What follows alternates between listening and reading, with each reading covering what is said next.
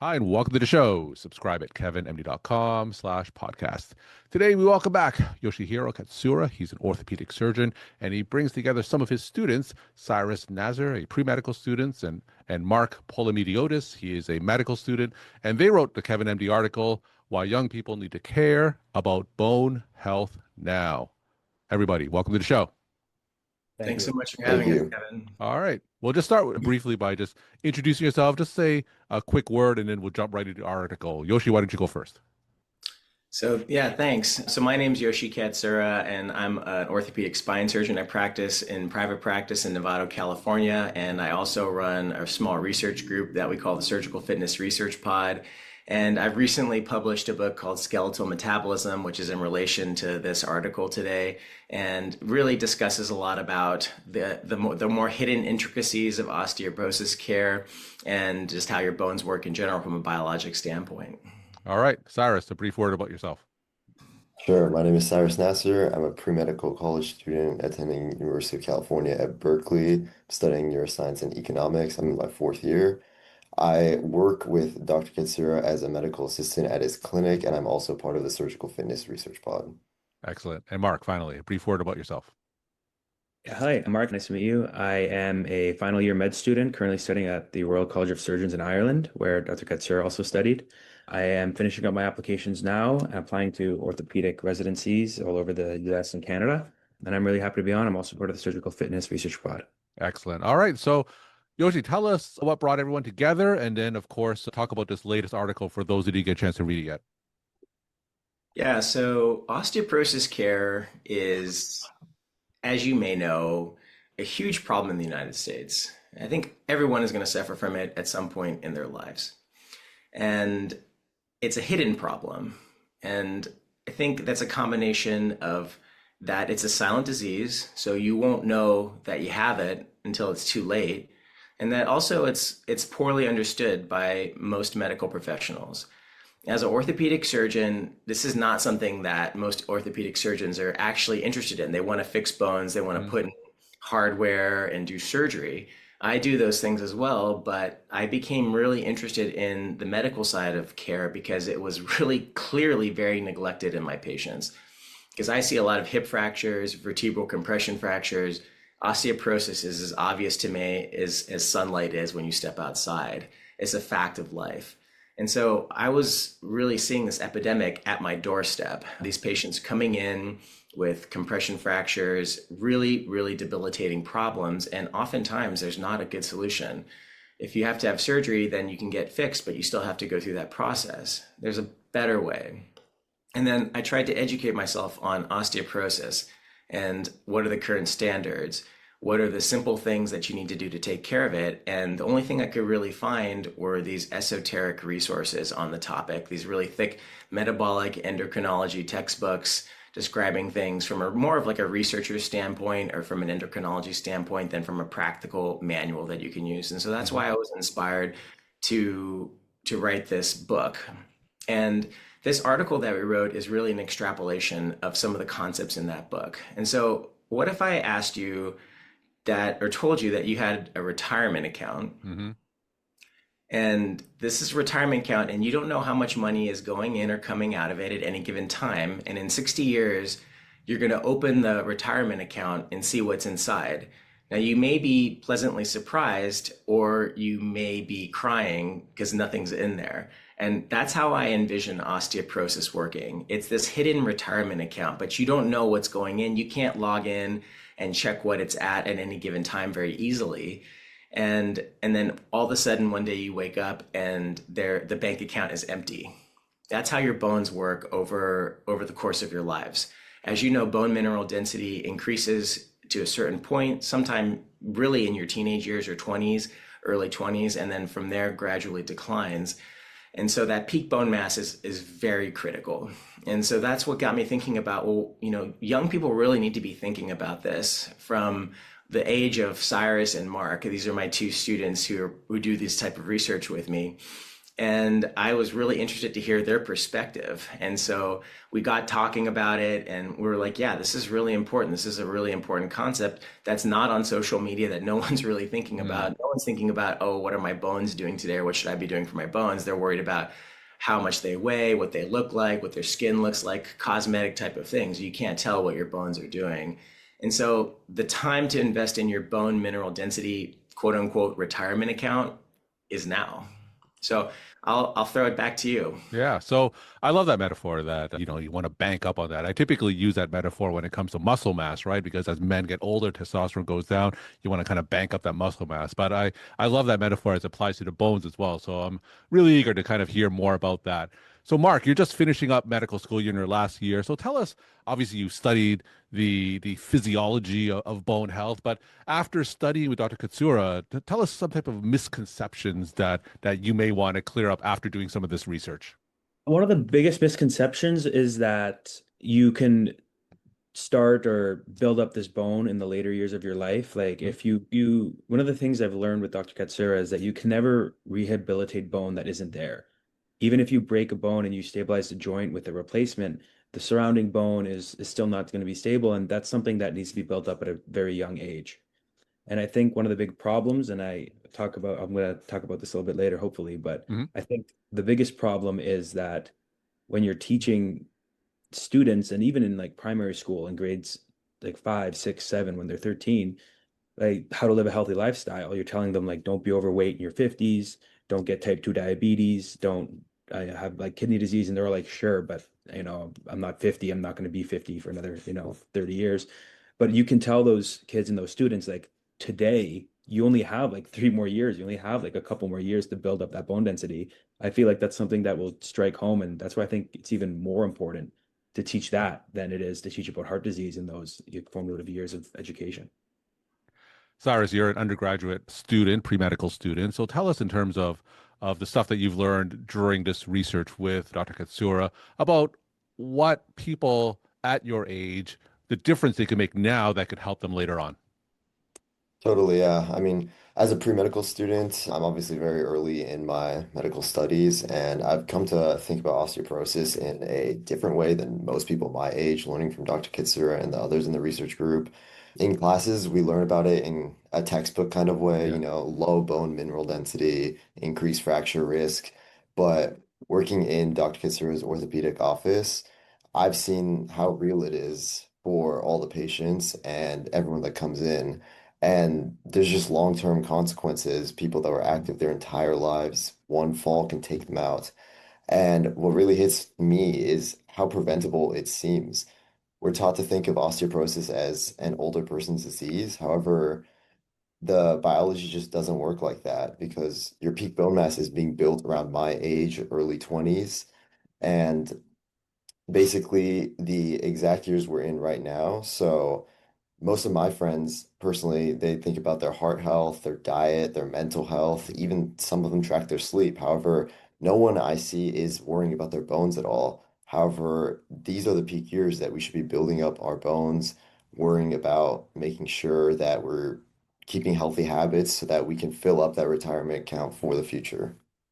Cyrus, you mentioned you're also a medical assistant for Dr. Katsura. So, without getting into too much detail, of course, don't have to talk about an individual patient. You could talk about an amalgamation of patients. But people come to Dr. Katsura's office, an orthopedic surgeon with a bone fracture. Just tell us the impact that has on their life, just from kind of an amalgamation of the patients that you've roomed and some of the stories that you see. Great question. We just have so many patients that come in that are sitting there. I'm talking to them as I'm rooming them. They're telling me about their entire life story, how active they are, all the sports they love doing. Most recently, one that came in and related to me personally because they love to go surfing. And we were talking about that, and they had this hip fracture. And after that, they've just been immobile. I've seen how it can affect their lives. It's just you see someone go from being such an active, happy person to being so down, upset, and it's something that seems so preventable and just can ruin someone's life. Yoshi, when you're operating on fractures, you said that you wish they could have done something earlier on, and that's what inspired you to find out more about this. So, Just to tell me, as a surgeon, when you're operating, can you see like the impact of osteoporosis? Because from a primary care standpoint, I just get bone mineral densities, but you actually see it viscerally for yourself. Yeah, I see it, feel it, touch it. It's incredibly obvious to me when we step into the operating room. The the bones, and you'd be surprised sometimes. I've been surprised where I see, especially men who are big, burly guys, and you're like, well, this guy's going to have great bone. This is going to be a really awesome surgery. And you get in there and you're like, what is this? Like these bones are empty. There's nothing here. And as you may or may not know, when you have osteoporosis, your bones become hollowed. And your bones are otherwise filled with blood and bone marrow. And so when you have hollowed bones, you bleed more. So it's much more obvious to me in surgery when this is happening. So I'm like, what's the deal here? This guy's 65, muscular, otherwise, in pretty good shape. Like, what's up with his bones? But there's no reason for him to have low bone mineral density. And it turns out it has to do with some lifestyle factors, right? And it could have been that he had a 10-year period that he was a smoker. Mhm. That's like having a 10 years of going on a spending spree with that bone mineral density account.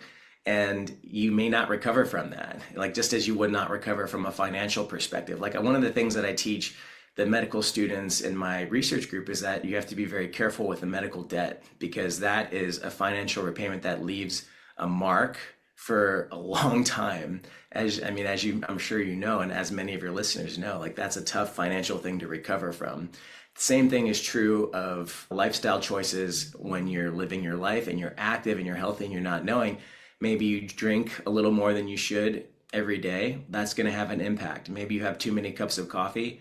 Again, you're draining that retirement account. And then smoking in particular, I think is very detrimental to your bone health. But it could even be simpler than that. Maybe you're sedentary. Maybe you're a trucker and you're not getting up and walking around enough, not loading the bones enough. Like it's very simple things that we do throughout our life that can have this cumulative, profound effect on our bones and can lead to bone and joint disease. So yeah, it's something I see and unfortunately have to deal with every day. It's become a passion of mine though.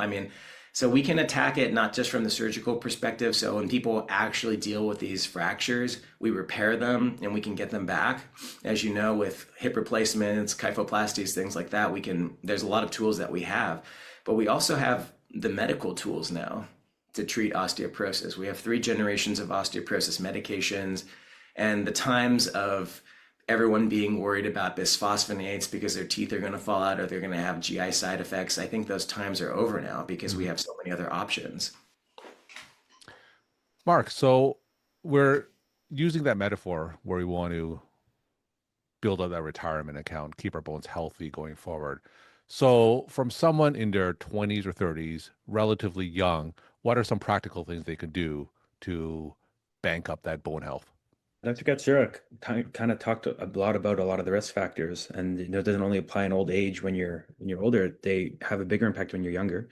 You want to load the bones. You want to have an active lifestyle. You want to have put resistance on the bones and like walking around and biking and stuff is good for preventing arthritis and other things, but you want to have like good impact on the bones. You want to avoid smoking, alcohol, and you want to have consistency with those risk factors. Like going out and, being like, oh, I've sat out around all week. Like I'm just going to go to the gym and work out really hard. It's like, it's not how it works. Your body will react with consistent, healthy lifestyles, a lot like the rest of your health. And because the bone's a living organism, it does react a lot like the rest of your health as well. It's about consistency, avoiding those risk factors, smoking, and then again, like having an active lifestyle consistently. So, Mark, in terms of active lifestyle, are there any specific exercises, strength training, weight training that we have to keep in mind to build up that bone health? Yeah, the simple one is running. This running and keeping that. If you're into weight training, that's a good one as long as you don't overdo it. Obviously, there's like having that muscle connection with the weights as well is good again for building up the muscle that surrounds the bone.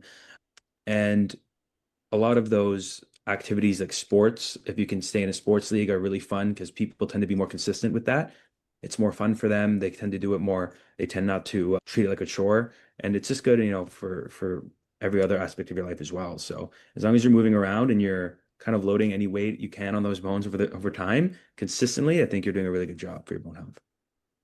We're talking to Yoshihiro Katsuura, Cyrus Nasr, and Mark Polemidiotis. They Perfect. wrote the Kevin MD article, Why Young People Need to Care About Bone Health Now. Now, I'm going to ask each of you just to share some take-home messages they want to leave with the Kevin MD audience. Cyrus, why don't we start with you? Sure. One thing I think that really stuck with me from this article is just how perfectly bone density fits the idea of a retirement account. As somebody studying both neuroscience and economics, I think about how the skeleton from a neuroscience side is living, adaptive, and it's plastic just like the brain. And that plasticity is going to have a window, that critical period where you're depositing bone mass at the fastest rate you ever will. And then from the economic side, the parallel is just almost too perfect. Every time you exercise, every time you choose nutrition over skipping a meal or living on caffeine, every night you decide to sleep instead of pulling an all-nighter, that's a deposit, and that compound interest will add up. However, every time you smoke or you're chronically sleep deprived, drinking heavily on weekends, that's going to be a withdrawal. And most people my age don't even know that account even exists, let alone that they're already spending from it. Mark, your take-home messages. I think I'm going to expand on just the very end of what Cyrus says is that people don't know about this. And it's a problem that people come in with perfect health. They have, they've kept their weight under control. They haven't smoked, but they just didn't know about bone mineral density. So I think a big take-home message is it's really important to teach people about this, get the news out, get this into the younger minds, and make it a part of early education that bone health is important before the end of the second decade in your teens. I think that's a big take-home message. It's going to help a lot of people in preventive medicine. And Yoshi, we'll end with you. Your take-home messages to the Kevin MD audience.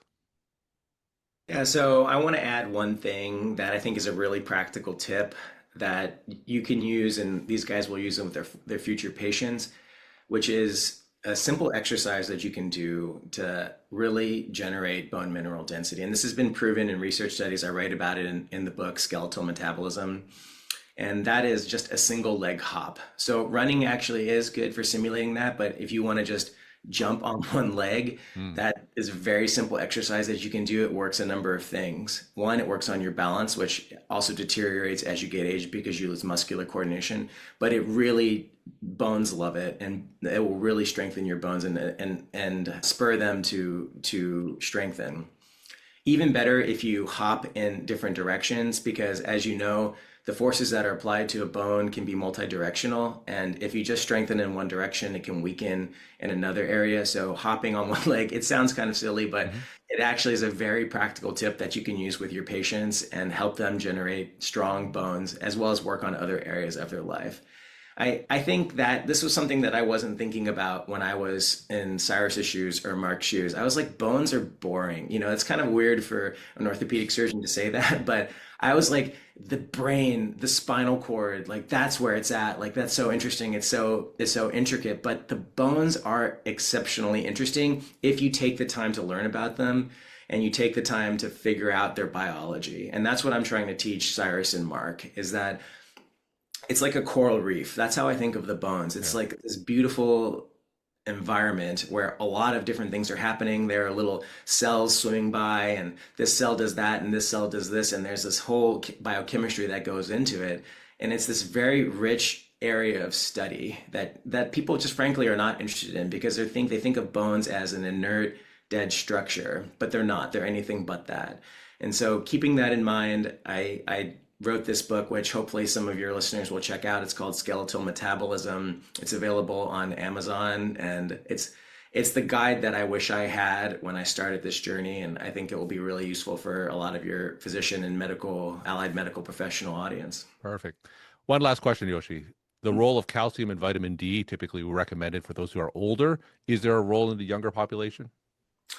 I personally don't think so. I think that as long as you have a reasonable diet, and obviously if you're malnourished, if you have some disease state that you're wasting calcium, then it becomes a necessity. You're not getting adequate vitamin D, you live in a northern climate, something like that, where it's not available in your environment, then yes, I think it's a reasonable thing to do. But calcium, you can only ingest so much calcium. And so you can get most of that from a diet rich in leafy greens or dairy products. And same thing for vitamin D. You can just step outside for 15 minutes and you've got more vitamin D than you need.